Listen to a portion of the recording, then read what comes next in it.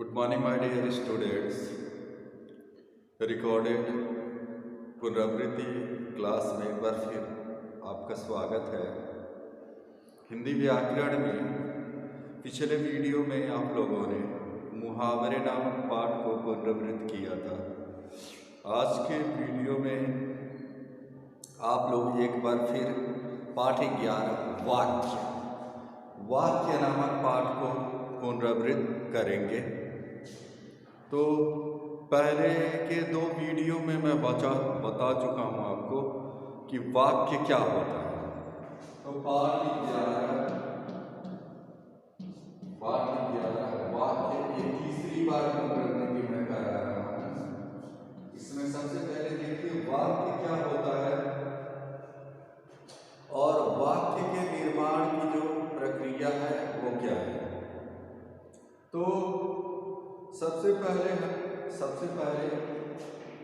ध्वनि हमारे मुंह से निकलती है। ध्वनि को हम अक्षरों के माध्यम से लेटर के माध्यम से लिखते हैं, प्रदर्शित करते हैं। उसके बाद अक्षरों को मिलाने के बाद फिर शब्द बनते हैं और जब कई शब्द बन जाते हैं तो कई शब्दों को हम सही ढंग से जब मिलाते हैं तो वाक्य बनता है। तो ये है आपके वाक्य निर्माण की प्रक्रिया। पहले ध्वनि के बाद अक्षर के संयोग से, सार्थक संयोग से शब्दों के सार्थक संयोग से वाक्यों के शब्दों के सार्थक योग से वाक्य। तो यहाँ पुनरावृत्ति में मैं प्रश्न उत्तर आपको पुनरावृत्त करवा रहा हूँ। वाक्य किसे कहते हैं? तो इसका उत्तर होगा जिस शब्द समूह से एक पूर्ण अर्थ व्यक्त हो उसे वाक्य कहते हैं। जिस शब्द समूह से एक पूर्ण अर्थ व्यक्त हो उसे वाक्य कहते हैं। अब इसमें पेज नंबर 64 पर ये आपका दिया गया है एक्सरसाइज है। जहाज मैं नौकरी करता था एक पर। तो क्या होगा?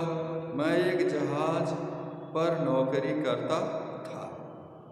नई निकल पर कोपले पेड़ों पर नई कोपले निकल आई। इसके बाद वाक्य के कितने अंग होते हैं? तो इसका उत्तर है वाक्य के 2 अंग होते हैं। पहला है उद्देश्य, फिर दूसरा है विधेय। उद्देश्य किसे कहते हैं?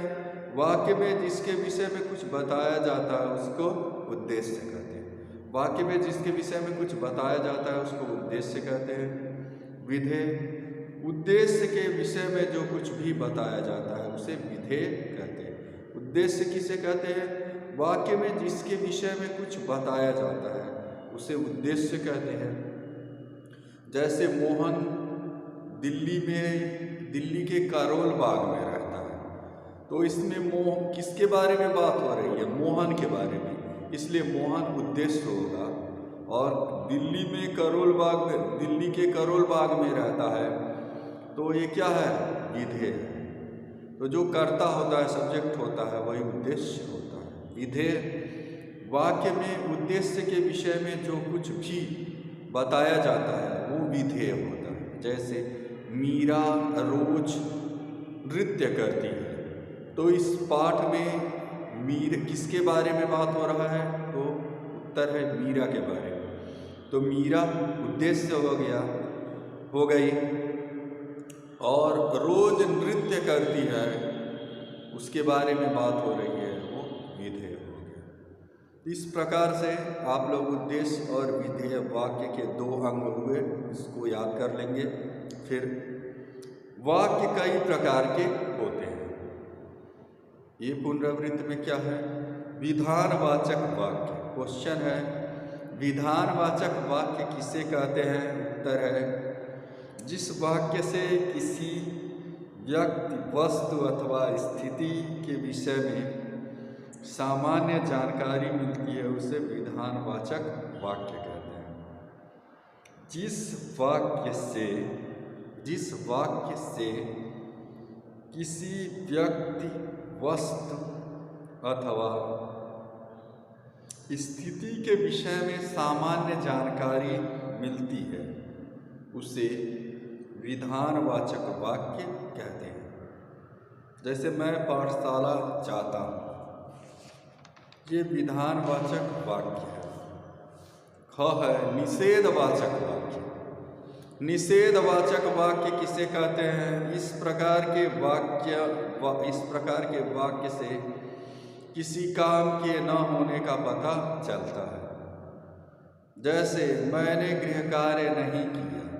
निषेधवाचक वाक्य किसे कहते हैं? इस प्रकार के वाक्य से किसी काम के न होने का पता चलता है। जैसे मैंने गृह कार्य नहीं किया, तो ये निषेधवाचक वाक्य है। इसके बाद है आज्ञावाचक वाक्य किसे कहते हैं? ऐसे वाक्य में से किसी को आदेश या निर्देश दिया जाता है। ऐसे वाक्य में किसी को आदेश या निर्देश दिया जाता है, उसको आज्ञावाचक वाक्य कहते हैं। जैसे मोहन को बुलाओ, तो यह आज्ञावाचक वाक्य है। फिर प्रश्नवाचक वाक्य किसे कहते हैं? ऐसे वाक्य में प्रश्न पूछने की सूचना मिलती है। जैसे तुम्हारा नाम क्या है? तो ये क्या है? प्रश्नवाचक वाक्य है। अगला है विस्मयवाचक वाक्य। इसमें अपने मन के भाव जैसे खुशी, दुख, आश्चर्य, घृणा आदि का पता चलता है। तो प्यारे छात्रों, इस पर मेरा 2 वीडियो है। वाक्य नामक पाठ पर 2 पूर्व में वीडियो है, उसको भी आप लोग देख लीजिए और प्रश्नोत्तर इसको याद करिए। आपकी परीक्षा अगले महीने में होगी। आप लोगों से मैं आशा रखता हूँ कि आप सही ढंग से पढ़ लिख रहे होंगे। धन्यवाद। Thank you.